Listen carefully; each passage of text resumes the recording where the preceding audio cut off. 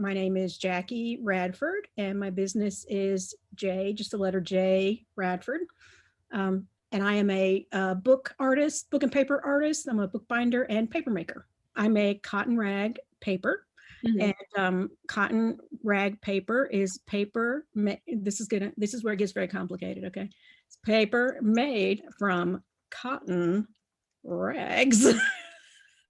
We used to, all our clothes were made of cotton and we'd wear them until they wore, and then we'd mend them and keep wearing them. And then we'd cut them down into our children's clothes. And then finally they become rags. And eventually they just would, not really be function as well as for anything else. And then you could make it into paper. Then we weren't going to throw it away. So you could make it into paper. This thing kind of blew up on me in March of Okay. last year. So as far as selling the paper, that I mean, really, it was this kind of small thing that I did, and then the pandemic, and then it just kind of it happened so fast. Like in the beginning, when I first started getting all these sales, I would say, "Oh, tell me, how are you using my paper? What are you doing?" And then it just got to be, I was like, I don't have time to ask. I just need to make paper. So, but when the connections I have been able to make have been wonderful. Back in March, and when I was first starting, I would get orders for like 20 or 30 sheets from this lady in Brooklyn, and I was like, wow, and I finally, after 20 or 30, I was like, what do you mind if what are you using the paper for? And she said, I am journaling and it is saving my life. I am journaling my way, because she was in Brooklyn, New York in March and Mhm. April and May. And she, I think I ended up sending her probably over time 400 pages. It's dismaying to me that there's so much man-made fiber that's never going away. That stuff's never, and I am very much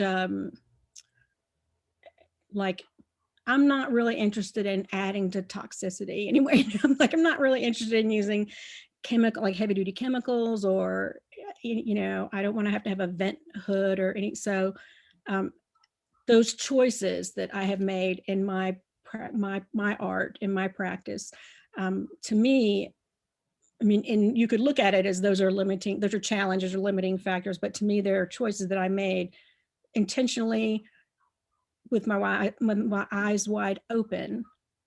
And so to me, that's just part of my work, my art.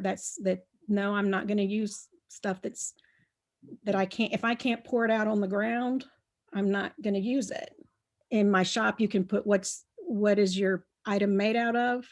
And it's made out of cotton, water, and love. And that's it. It's crazy to think that we're like tearing down forests that house so much biodiversity, and these trees are hundreds of years old for like toilet paper. Like for me, it was so critical to me to not consume. I wanted to be like a negative impact, like taking something that's there, or like something that was going in the garbage or in the trash or in that was going to be thrown away or whatever, taking that and giving it like a new life. Like this was something that some people looked at it and thought, this doesn't, we just throw this away, we don't need, whatever.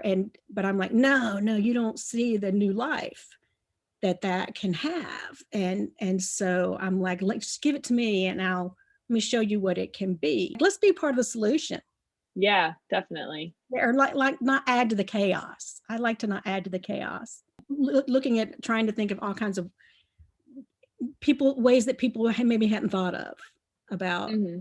transitioning from trees. Yeah, I love it. I think it's creative and fun and new ways of thinking and learning something, which that rings all my bells.